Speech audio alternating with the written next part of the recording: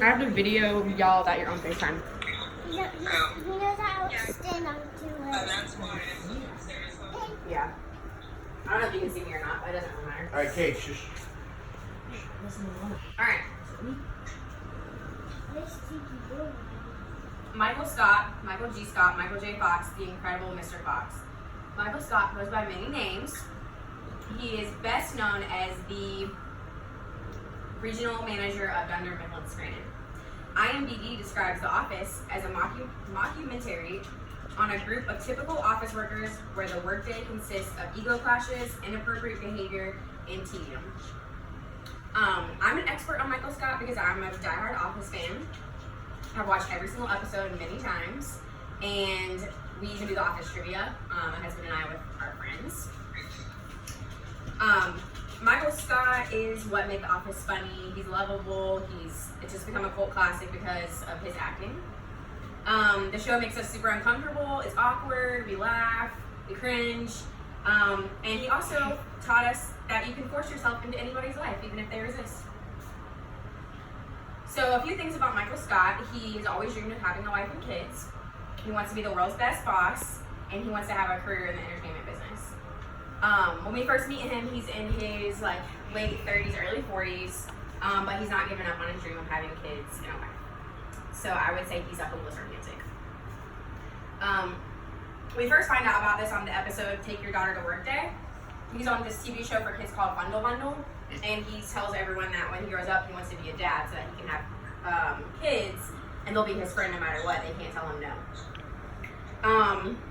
Then the first relationship we see him in was with his boss, Jan.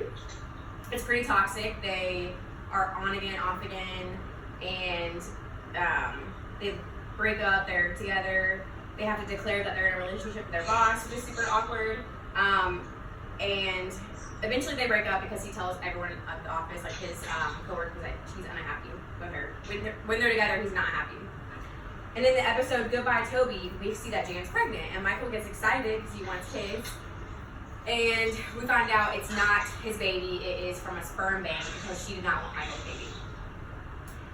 He still tries to be involved in the baby's life. He goes to her Lamaze class and has a baby shower for her, but eventually we find out that she doesn't want anything to do with him. We also see him dating his realtor, Carol. That's super uncomfortable the way they break up because he photoshops his face onto her ex-husband's face with a picture of their kids as a Christmas card. Then he dates Donna, who's a bar manager. We find out she's married, but he doesn't care. He still continues to date her even though it's an affair.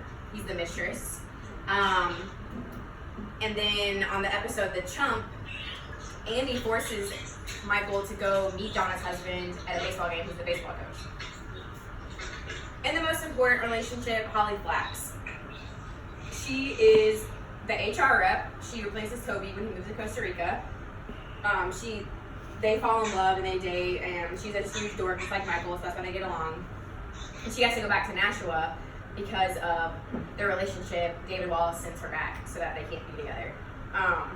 And they end up breaking up because it's a long distance relationship. Eventually, Joe brings Holly back, which is the new CFO, and Toby's on jury duty, so that's why Holly has to come back. And they fall in love, and they are super gross and PDA together, and they end up moving to Colorado to help with their parents. In the episode finale, Michael comes back for Dwight's wedding, and he reveals that he is married and has 4 kids, so his dream came true to have family. Not only is he passionate about his romantic relationships, also his friend relationships.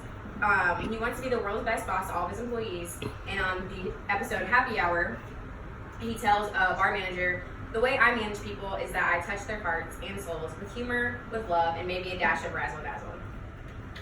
I asked my Facebook friends to submit their top Michael Scott favorite quote, and I got, "Would I rather be loved or feared?" Easy, both. I want people to be afraid of how much they love me. He's always involved in his coworkers' lives. He wants them to all be his best friends. He multiple times asked Jim and Pam to come over to his house for dinner, and he always says no. They always say no. Eventually, he figures out how to trick Jim into coming to his house, and they have a dinner party. It's extremely awkward. He's with Jan at this point.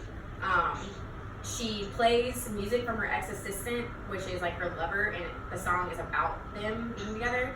So it's super uncomfortable. She gets mad and breaks his TV, and they're there for hours because dinner was nowhere close to being ready. He also tries to make the office a super fun place. He has this award show every year called the Dundies, and he gives people awards like Pam won Whitest Sneaker Award, Meredith Palmer won Best Mom Award. He has parties for every birthday, every occasion. They just go all out. He has fundraisers, and he has events like Michael Scott's Dunder Mifflin Scranton Meredith Palmer Memorial Celebrity Rabies Awareness Pro-Am Fun Run for the Cure Race. And he's also loyal to a fault. In the episode Branch Closing, he went to David Wallace's house, which is the CFO, to convince him to keep Scranton open instead of Stanford. He waits out there all night, and he thinks that it's him that made the branch stay open. Really, the Stanford branch manager decided to quit. And in the episode Whistleblower, there was faulty printers, and the information got leaked to the press. And he stood up for his company and said, "I don't care who did it, like, prosecute them to the fullest." Well, then he finds out it was his employees that leaked to the press. So he tells his boss, please go easy on them, and then he ends up making the public apology to lessen the blow on his boss. So not only is he passionate about relationships, one of his favorite hobbies, he wants to be famous one day, he wants to get in show business, he takes improv classes, he wrote a book, he wrote his own movie, and in the episode Email Surveillance, he shows him as an improv class, and it just is his true character. Like, he wants to be the center of attention. They keep telling him, put your guns away, and he constantly like holds people up with his guns and makes everybody uncomfortable, and the class is over because of him.